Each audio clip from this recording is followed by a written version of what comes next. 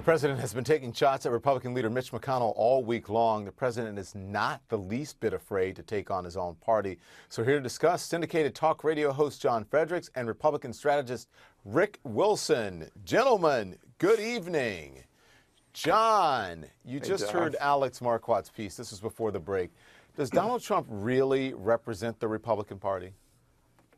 Well, Don, what Donald Trump represents is a political movement in America that is economic and an uprising against the elites in Washington that have sold out the American worker for years. Listen, Mitch McConnell lives in some kind of an alternative DC universe. Does he represent the Republican Party? No, he represents the Trump movement. Mitch McConnell lives in a DC universe, Don, where accountability doesn't matter, results don't matter, deadlines don't matter, timelines don't matter. Nothing matters to these people except raising money and getting reelected. They accumulate power and money while getting no results. There's the American workers don't live that way, Don. I got you. Rick, you have a new piece's title. When will Republicans learn that Donald Trump hates them? You say Republican elected officials are at best props and extras in The Apprentice, 1600 Pennsylvania Avenue. I mean, do you think the president believes in the Republican Party and its agenda? And it's a similar question as I asked John. No, Donald Trump was like a pirate sailing under a flag of convenience when he ran as a Republican. He doesn't really have any Republican values. He's more of a statist and an authoritarian. He's not really a person who believes in limited government or personal freedom. And I just want to introduce John to one simple concept. Congress is a co-equal branch of government. They don't represent the Trump movement. They don't represent the Trump horde. They represent their individual states. They represent the issues and needs of their constituents. And so Mitch McConnell has a caucus in the Senate where they have 52 members, and they have a variety of different interests and drivers for their behavior. So they're not all going to say, well, whatever crazy thing that came out of Donald Trump's itchy Twitter finger today, I'm going to alter everything about my beliefs and my state and everything else. These guys represent their people. They are not there to serve Donald Trump. They are a co-equal branch of government. I know the Constitution is a sort of an inconvenience for the Trump world, but it's something I think that folks like John should refamiliarize themselves with. You know, Rick, you want to respond? That's an unbelievable statement, Rick. You just don't get what's happening out there in America because you're another one of these never-Trumper people that don't know why he won, don't understand the movement, and don't understand the people behind him. This is an John, economic I understand why he won. He won because he was a celebrity, John. You know what, Rick? It's not a revolution. This is not John. This is not a revolution. There is an economic divide in this country against people. Let me acquaint you with something, John.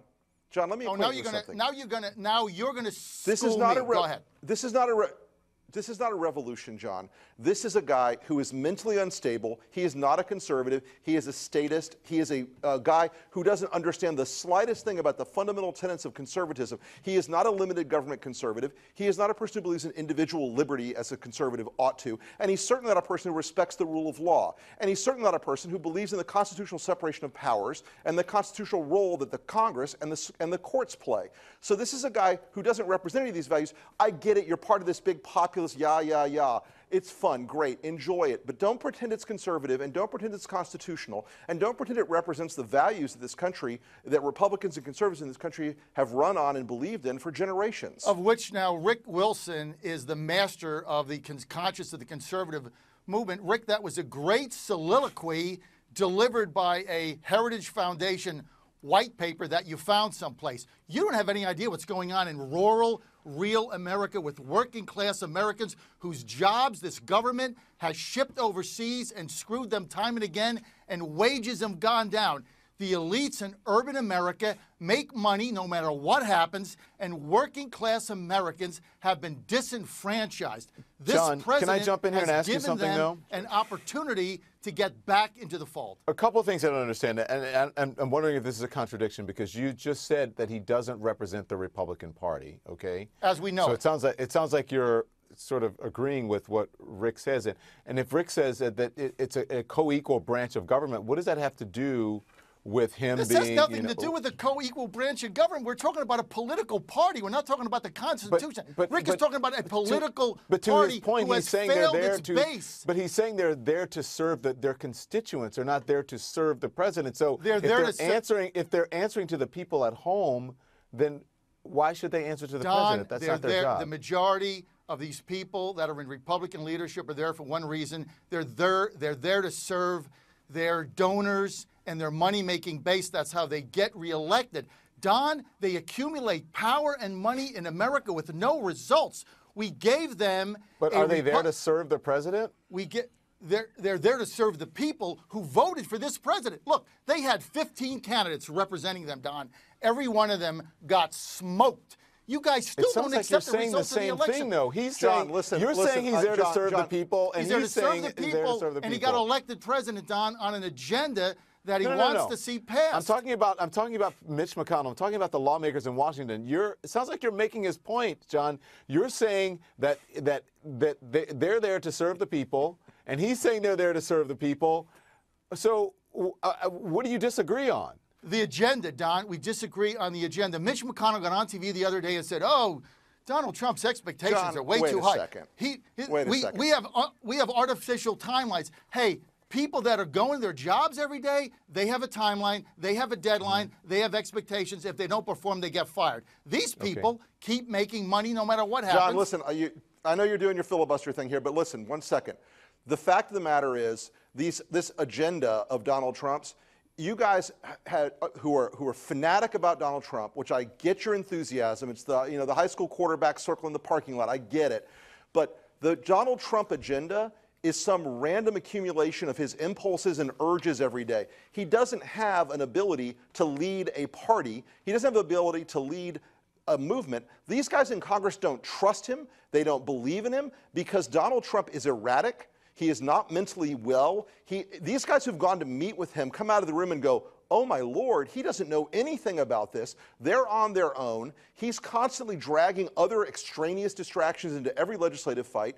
This is not a guy who's helping them in any way pass an agenda. And the fact of the matter is, again, they represent their states. They do not work for Donald Trump. If you think they work for Donald Trump just because he won the election, they work for Donald you're Trump. mistaken. I said they work for the American people, Rick. I don't know how. Yeah, and the American people in the several states. I'm sorry, the Constitution seems like an artifact to you. John, I know it. I'm sorry, it seems like an artifact your to you. Candidates, that these guys are supposed to represent. That these guys are supposed to represent. Rick, every one of them the things lost. in their states. That these folks are supposed to represent their states and follow the Constitution. And Donald Trump doesn't have the sovereign power to tell Congress, you will do this on this date. You will pass this bill on this date. That's not how it works. I know it would be comfortable if you could just get rid of all that pesky, divided government and have a single unitary leader in the White House. But that's not how it works in this country, John. I know that's your fantasy. I get it, but it's not how it works. This is an inane argument you're making. I'm talking about the Republican Party. John, you are a master of inane arguments. Trust me. I am being responsible. I think you're absolutely correct. The insults that you're slinging at me, you can keep All right, John, doing them. At the end I of the want day, you to respond. I want you to respond to what he said, but I have to take a break, so we'll be right back. And John, I'll let you do the first. you lost. We'll be right back.